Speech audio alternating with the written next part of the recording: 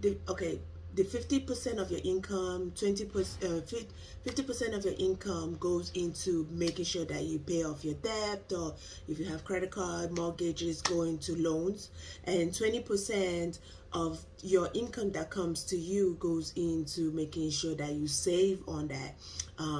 Savings as emergency rainy day, creating a wealth system. And then 30% of that is depending what you want to use it for. If you want to use it for fun, if you want to use it to play, do whatever you want to do with that money. So it's called the 50-20-30 rule. And when I heard about this rule, I was I was very, very happy, but it's very, very hard to stick with, because not everybody has the same amount of income coming in, and sometimes things happen, situation happen. So 50% of your income coming in. So let's say, example, you're making $1,000 every paycheck, and your bills are close to $700. So that's 50%.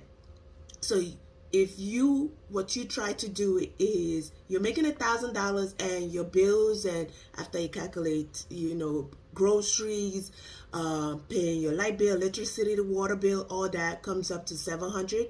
That's not 50% of your income. So you have to find a way to lower your expenses to be 50% of your income. I hope that makes sense. So, for example, what you're going to do is reduce certain things that you purchase. Reduce, maybe if you buy a lot of coffee, you could save on that. I'm not saying you stop buying coffee. I'm not saying you stop buying coffee, because that's impossible. If you're a coffee drinker, like I'm a tea drinker, I love, buying my tea. So instead of me going to, Starbucks or going to Panera Bread and buy my tea, I just purchase a whole large one from Costco or those big stores. I'm not promoting them in any kind of way, but you purchase a large amount and you just make your tea every day. And then I buy variety so I don't feel so bored. And what you could also do is buy those brand places. Like if you go to Panera Bread, you could look at their coffee, what kind of coffee brand they use, and you could purchase that kind of coffee at your home from the store. And you're allowed to do that and just make the coffee, at home. So again, 50% of your income. So you have to try to save, reduce your expenses as much as 50% of your income. So this way you could do something else with the other 50%, right? So you also look at where you're spending your money the most. So you could look at, let's say you have subscriptions. Most people have Netflix, streaming online, cables. So you could look at different companies that could give you discounts that could be able to change. Even your insurance company, you could switch your insurance company to go into a different company to see if you could get a less, they could give you deals or give you another option that you could use. So that's the whole idea. 50% of your income. So if you're making $1,000, your expenses has to be at least $500 for you to make this work for you. If it's like $700, $800, you have to try to find a way to reduce all those expenses to 50%.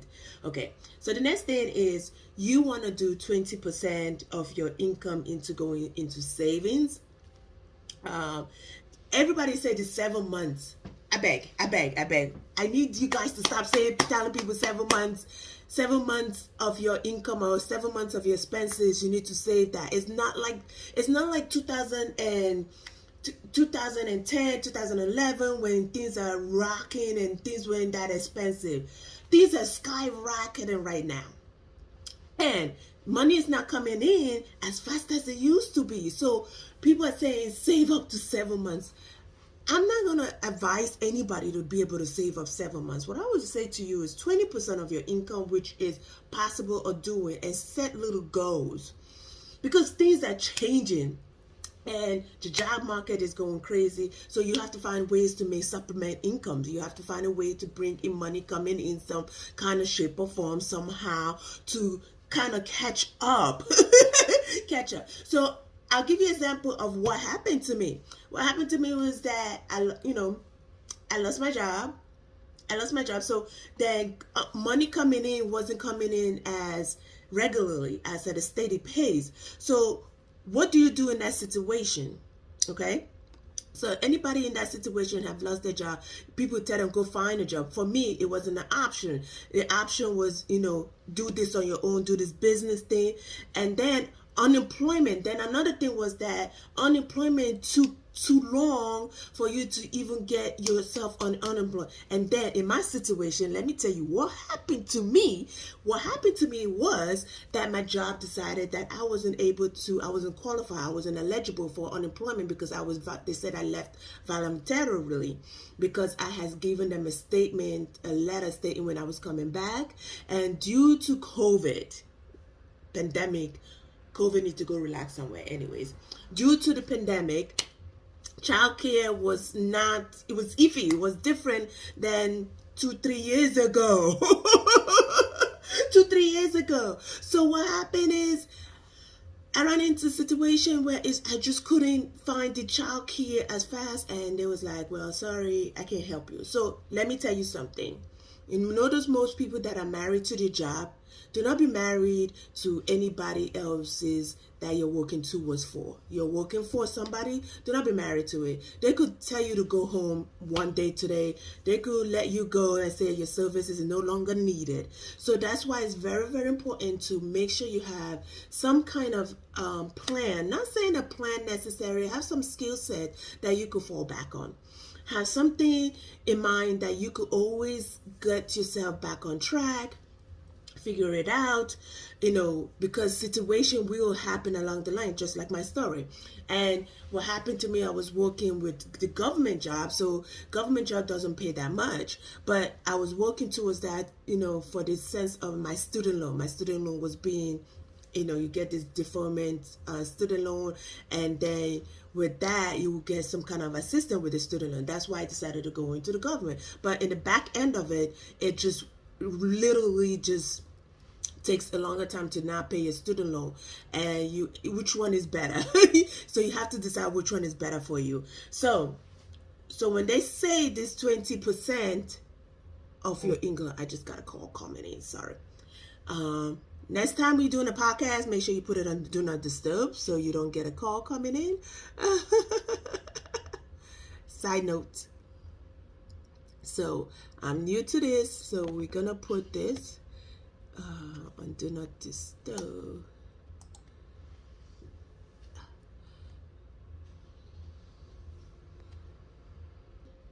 Situations do happen. Things do happen. Things are not always going to go according to plan. That's what I'm trying to explain to you.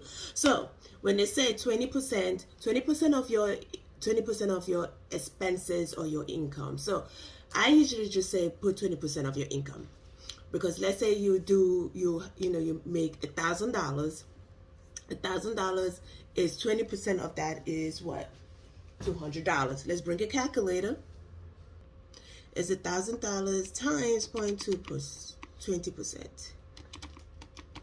That's $200 a month. I want to be sure to give you the right numbers. So it is $200. So it's now you say to yourself, how do I manage saving $200 a month? And sometimes for average Americans, it could be doable. But let's say in a bigger scale, and you want to save. Your goal is to save more money and save a lot. So you want to do them in small increments. You want to do them small. You want to start out small, then move your way up. And what you could do is set it as little amounts. So if it's $200, you could say to yourself, let me divide $200 in maybe 7 days. 7 days out of the week is $28. So if you could save $28, maybe $30 every day, or have an idea, use your skill set, or create create some kind of side hustle, which is going to be a business in the long run. If you haven't checked my episodes about how you could create side hustle to become long-term businesses, because the whole idea of creating something in the side is not for it to stay in the side forever. You want to create something in the side that is going to be a side hustle. You're doing it while you're working. Your job is funding it. Whatever you're doing right now is funding it, so it's done on the side, and then it increases, and it becomes some business later. So you want to set it up right in the beginning. So even though you're doing a small little increments work right now, you're setting it up so that it becomes a long-term business. It could grow as to be a business that you could later sell. You could later become a company, become massive. So it's great to start something that is a side hustle that would now potentially be a business. So that's why it's good to do it in small increment. So if you think about $30 a day, what can you possibly sell? What can you possibly make? You could make a t-shirt, you could sell a bottle, you could, put something on a can, food in a can, sell it, create some kind of, health product or health food, and sell it every day. The whole idea is bringing in income. You could create a course. So if you haven't taken the time, take the time to check out my course creation to be able to create passive income as a stay-at-home mom. To make it very simple for you is the ultimate guide as mama entrepreneurs to be able to successful in creating any kind of course, creating any kind of digital product at home. And it's not, while you're still doing your job or still taking care of your house, because as mom we have a limited minute of time. So when I say limited minute of time, is that every minute counts. Before you know it, the day has gone over. You drop the kids to school, and when you drop them to school, you're cleaning up, washing the dishes, making sure you make lunch and dinner, and then you do the laundry, and then you clean up, and then you want to make sure you get on your call, you have your meetings, and I know. And then some experts will tell you go get help or go get an assistant, but you haven't got there yet. Before you get there, you have to do it on your own. You gotta start on your own. You gotta before you hire help. You have to do the legwork on your own before you get to that next level that you could get an assistant. Some people have the opportunity, have the privilege to be able to hire somebody to do it for them. Kudos to you, boo-boo. Kudos to you. I give you more kudos. And that's good. You got that. You got it. You've reached to that level, so then you need to get to the next level. So for those that understand where I'm coming from, where is that they need to be able to save 20% of their income, or you could say 20% of your expenses. I would just say stick to your income, because this way you save every day, every week, and then it grows in amount. Before you know it, you trickle down some bills. Once you pay off some expenses, that expenses that you were paying before, use that same money and save it, okay? I'll give an example of a way to be able to save money. For those that travel long distance, maybe take the train or take the bus, find a way to see if you could work from home. Tell your company that I would love to work from home. So this way you cut that expenses of buying your train passes or buying Uber, taking Uber each day. You could work from home. Discuss it 2 days a week, 3 days a week. It's possible if you negotiate with them and they see your potential. It's all about negotiating. It's not about saying what you could deal with. And if don't they agree, start looking somewhere else. Nobody said you need to be married to that job. Okay? So, finance 101, 20% of your income. It's that easy. $200. Break it down to small little increments. So it's $200 every pay period. So every pay period you bring in $200. If it's so hard for you to do every pay period, just take $100 out and put it aside. Just keep putting it aside every week. Just take $100 out every week. Take $100 out. You won't feel it. Trust me, you won't feel it. Put it in an account that's online, so it's automatically deducted out of your paycheck before you get your other lump sum to pay your bill. Okay, that's what I used to do. I used to get Affinitive or like get a credit union account online, so it just straight direct deposit.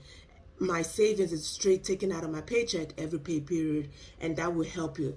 So the next thing is 30% of your income goes into, fun, doing things that is like repairs or things that you want to do. You want to purchase things. So I'm a little iffy with this. If your goal is to be able to get out of debt, if your goal is to get out of debt and you have a goal to get out of debt and you want to pay off a credit card bill, I would say there's no reason for you not to have fun, but minimize what you are spending your money on having fun. So if you making $1,000, we go to that same scenario. You're making $1,000, right? So $1,000 now minus 500, which is 50% of your money goes to your bills, right? You're left with 500 of that, and then minus $200 of going to savings. You have $300 for play money.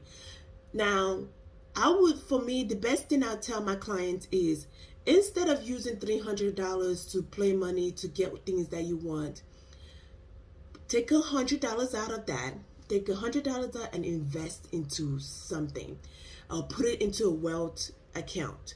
A wealth account is an account that you accumulate over a period of time that ends up accumulating for you to invest it into something like in real estate, passive income, into digital, some kind of digital crypto, anything, investing in that kind of sense, right? So instead of thinking as if fun or play money, think of it as this is a benefit. What my excuse money, I call it excuse money. Excuse money is like, you work so hard, you've been paying all the bills, you tired. Hey, I beg, I just want me one pair of sneakers. It's okay, you're entitled to have a pair of sneakers. You could go buy a pair of sneakers, you could, it's fine. But do not go buy a pair of sneakers every month. It makes no sense. Do not go buy a pair of bags every month. It makes no sense. Use that money to put it towards traveling. Do things that lift you up, that give you joy. For me, it's taking my kids to an adventure or doing something big in the summer. And in order for me to do those things, some things cost. Think about it. Even just buying snacks, it costs. Driving to that event costs money. So to put gas in that for the event is personal stuff. So it costs money. And also, even just little things, like sometimes as women, we just want to take care of our nails, take care of our, necessary thing. Want a little cute, little pretty, do our eyebrows. Oh, look at my eyebrows. Sorry, it needs to be done. But what I'm saying is, you want to take care of yourself, and that's quite okay, and that's what the 30% is for. But make sure you're doing it in necessary items, and it's done in things that is going to give you joy. So not necessarily using all the $300 for that. For the best advice I gave my clients was that take $100 out of that $300 and put it into a wealth account. So a wealth account is an account that is going to grow over time. So I hope that makes sense, that you'll be able to invest. So if you do $100 for 12 months, that's $1,200 that you didn't have before. And that $1,200, you could put it towards investing in real estate online. Let's say invest in real estate online, right? Real estate online, where if you go to ground floor, you can invest in something like that, into properties that people are building. It's like, they'll give you 20%. So in 20% of $1,200, that's like $240 added to that, back to the investment account, right? $240 back to that, and you keep going. So in over a period of time, that wealth account is going to grow. It's going to grow. It is doable. At first, you're going to feel a little hurt. You're going to feel a little sticky. You're going to feel like, this is hard. But it's called about discipline. It's where the long term goes, where you're trying to get to. That's where your focus is on. Okay? So then you have $200 to spend on things you want to do. I know things are getting up, things are expensive. Just a pedi and a gel manicure is close to like $84 nowadays. So right there, $100 gone. And then as a woman, you need to buy your pad, you need to buy you some bras and underwears, and you need to look, beautiful and snatch sometimes. It is, it is. And for men, I have some men as my clients. They're like, and sometimes they want to buy electronic stuff, and I know $200 is not going to cut it. But maybe if you save the $200 for the next $200, you could get you something of a quality of $400, right? It's the mentality, it's the mindset, shifting it, changing things around. So this is the 50-20-30 rule that everybody is talking about. This is how it's easy for me to explain it to you. So I hope this helped you. Remember, 50% of your income goes into expenses. If your expenses is more than 50% or is more than that of your income, cut your expenses somehow or find a way to make income coming in, bringing more money in. So this way you could, pay down your debt or credit card. And remember, the big thing about credit card debt is that there's a good debt and a bad debt credit card. So your bad debt is personal, shopping habits, buying things on credit just to buy credit card, buying things on credit card just to spend money or because you didn't have cash on hand. So that's another thing. Having cash on hand is also good. I call cash on hand on like a rainy day. Cash on hand is something to have. Let's say you need to do a car repair or something emergency really quick. Your kids get sick and you go to the doctor and the doctor says, oh, I'm sorry, you have to pay $500 for that right now. You have cash on hand. You don't have to worry about how to scramble that money right away. Cash on hand is like you need to donate real quick, give to charity. You have that cash on hand, $100 to your favorite charity, to donate to somebody really quick. So it's good to also have that cash on hand. Cash on hand, you could start as $50 every pay period. It's something small increment that's going to grow.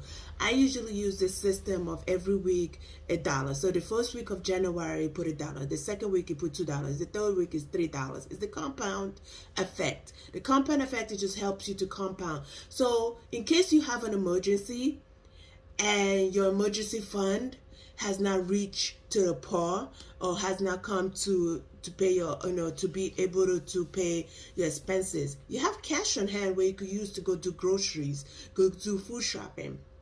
Okay, so your cash on hand could become in handy anytime. So in case of anything, your kids ask you like, mommy, I need money for a pair of sneakers. What kind of sneakers are you buying? How can you be able to earn money for the sneakers? Do some chores around the house. It is your cash on hand to be able to help your kids, purchase that sneakers. You just don't hand it to them. They got to earn it. That's another thing. Yeah, sometimes you could buy them a gift. I'm a mommy, so I understand. You buy them a gift. It's cool. It's okay. Nothing wrong with that. But those are what cash on hands are used for. So I hope this helps someone. Remember the 20% again. The 20% is 20% of your income. It goes into some kind of savings in emergency fund, so that this way, anything on a rainy day, the way the economy is going, recession hit, inflation hit, you are kind of okay. You will be set up so that in a whole 6 months time while you're looking for something else, or 9 months, because literally it's not 7 months anymore. It takes you at least a whole year for you to get back to where you was. It literally takes a whole year. I'm sorry, it's no more 7 months. It takes a whole year to get back to where you used to get to, the income, finding the job. Now it's the job to find a job. So it takes at least a whole year, and not everything is done visual, everything is done digital. You need recruiters for everything nowadays. So remember, a whole year. Think about it, doing it for a whole year, saving up for a whole year of income that you used to have to be able to pay up your expenses for a rainy day or catch up, emergency fund. And then your 30% goes into, your fun things, what you like to get. I will advise you, make sure you take, make it to 20%. Take at least $100 and put it into your wealth account. The wealth account is something really good. If you don't want to start a wealth account, that's fine as well. You could use that as your emergency, your cash on hand amount, account. Whereas everybody keep asking me, do I open an account for all this? No, not necessarily. I have an account for my expenses. This is where all the expenses comes out. you know. So I could create an episode. I could create another podcast on that topic, how I set it up. But it's best to be able to separate it so you could see everything. And if you have a business, you have your business account, so you see your business expenses. That's why I say good debt and bad debt. The good debt is more for business owner. If you're a business owner, you can spend all those as a business if you have it on a credit card, and you have money coming in to pay off that credit card, so you don't have a balance. And the interest rate, remember the interest rate? The interest rate, if it's anything higher than 24, you really need to cut that down. You need to go find your new credit card. Okay, so you want to make sure your interest rate is very low, is lower, anywhere between 7 to 14%. But with inflation going on, it's best to just start looking at something at 17%. So when it do raises up, the highest it might go is up to 24%, and you could pull out of that. Anything higher than 24%, you're just paying on the interest, and it takes you a longer time to pay off that debt. So, and you don't know what's going to happen tomorrow. So I recommend you to stay away from credit cards. Pay it off and leave it alone. That's why I tell you, cash on hand is very important. When you have that cash on hand, you don't run out and go use your credit card. You don't go, start spending money unnecessary, because you remember how hard it took you to save all that money.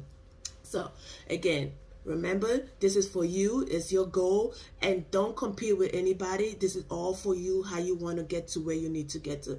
Till next time, please don't forget, hit me on Instagram. I'm on Instagram as Chioma Fredricks, Chioma Fredricks on Instagram. And you could always leave me a message and say hello, say hi, and leave a comment. If you have questions, just send me a DM and I'll be able to answer all your questions. I'm also on TikTok. Come visit me on TikTok. Say hello. I love TikTok. TikTok is fun. TikTok is easy for me too. I don't have to be all professional. Look, my hair could be like this. I could be okay. I better go. See you. Bye.